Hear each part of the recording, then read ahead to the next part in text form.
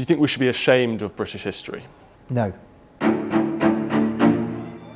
In recent years, museums across Britain have decolonised exhibitions, rewritten object descriptions, and even removed and returned controversial items. 2020 was an historic turning point for British museums, many of which decided it was time to completely overhaul their exhibitions after the Black Lives Matter riots spurred a new movement, which attacked British history as being steeped in the sins of slavery and racism. However, not all curators have caved in to the demands of woke activists. My name is Stephen Edginton and I'm the video comment editor at the Daily Telegraph. I visited the National Army Museum in Chelsea and met with their director, Justin Maciejewski, who vowed not to decolonise his museum. Justin began by giving me a tour of his museum's new gallery on conflict in Europe.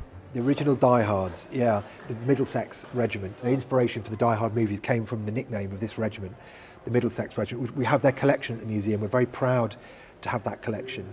But I think why this piece of silver is so important is it symbolises what a regiment means. And a regiment means a small group of people who will literally fight and die for each other, brothers in arms.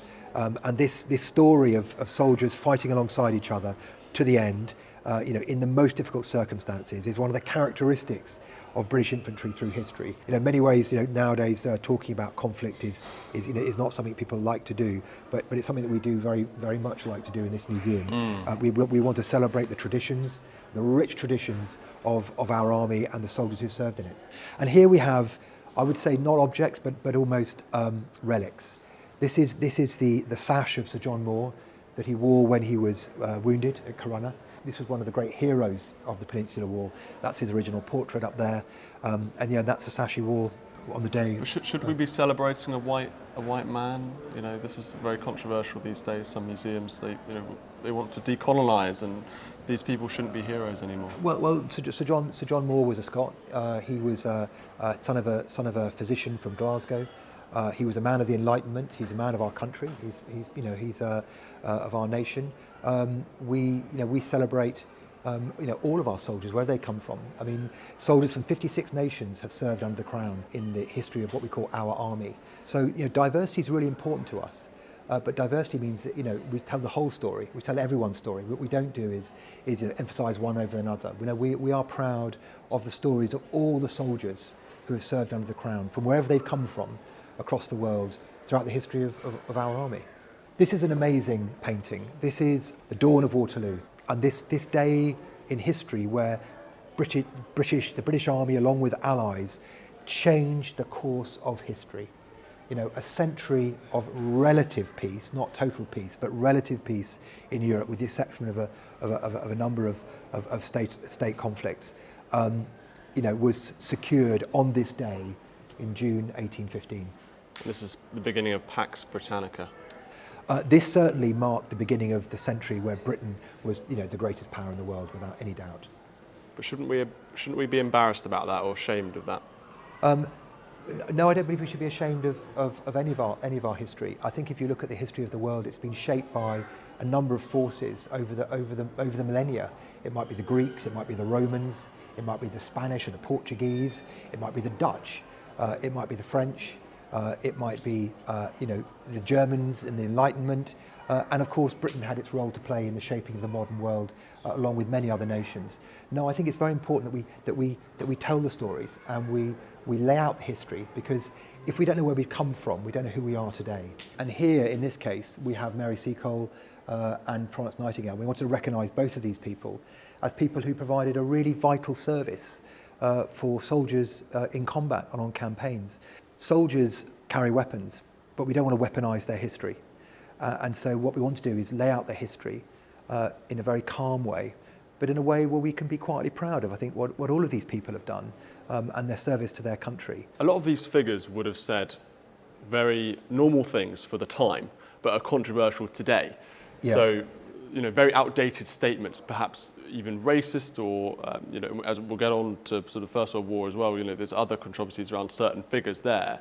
Do you feel the need to mention that in the plaques, in the sort of discussions in the museum? Yeah, I think it's very important that we don't apply a contemporary lens to the figures that we seek to tell the stories of in the past.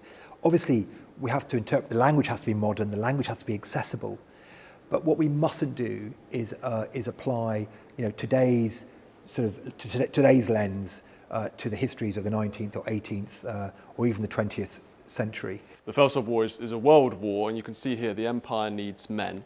So how do you deal with these issues of the British Empire and the controversies surrounding it today? Well, I mean, we wanted to show these posters here. These are obviously recruiting posters. And I think one of the most important things to recognise with this display of posters here, these magnificent posters here, is that the British Army for most of the First World War and the Imperial armies for the entirety of the First World War were made up of volunteers. People from across the empire volunteered to fight to save Britain. So I think one of the most unique things about the British Army and its story is overwhelmingly its history is made up of volunteers from across the world. And we're very proud to tell their stories. So you don't feel the need to decolonise your exhibition? No, there's no decolonising to happen here. This is about the British Army's contribution in Europe with allies. Soldiers from the Empire, from the Commonwealth as we call it today, volunteered in Britain's hour of need to serve the Crown and Britain, and they did it with a sense of pride. So you don't feel any pressure whatsoever to put a plaque on saying, well, viewers or people here must remember that the British Empire committed terrible sins, we invaded other countries, we were involved in slavery, obviously not at this period, but before. This was an enterprise to dominate and exploit other peoples. I mean, here we're in the gallery on the First World War, and we joined with allies to fight the Germans because they invaded neutral Belgium. And as I said, millions of soldiers from across the world volunteered to help us in that fight. And then you'll see images around here of Indian soldiers and others who were part of that. So no, there's no need to do anything other than to tell this story. And it's important that people understand this story. We have shared history with India, with Australia, with New Zealand, with Pakistan today. And the regiments of the Pakistani army or the Indian army today carry very proudly some of the battle honours of this First World War. Yeah. Do you think more generally that museums are coming under pressure to change plaques, to change people that we're focusing on, like Churchill, to remove statues, etc.? My job is to focus on the National Army Museum, not other museums. And at the National Army Museum, we regard empathy as one of our key values. In other words, we need to try and put ourselves in the shoes of the characters that we're telling the stories of through history. And what we mustn't do is sit here in 2023 and tell that story as if we are applying 2023 to 1750 or to 1850 or to 1950. Do you think we should be ashamed of British history? No. Conflict in Europe, this is what the whole exhibition is all about. Why is that relevant today? We have a conflict in Europe right now, in Ukraine, between Russia and Ukraine. And the British Army have also been very heavily involved with helping the Ukrainians through training before the invasion and training indeed now here in the UK. And this British engagement with supporting Ukraine with allies like Poland and with other NATO allies is part of the tradition of our country and our army. And this gallery tells the story of the British Army's engagement with allies in Europe going all the way back to 1700.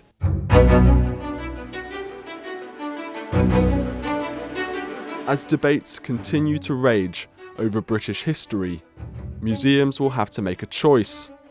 Will they bow down to activists demanding we atone for our terrible past? Or will they present a fair and balanced perspective on our complicated yet inspiring island story?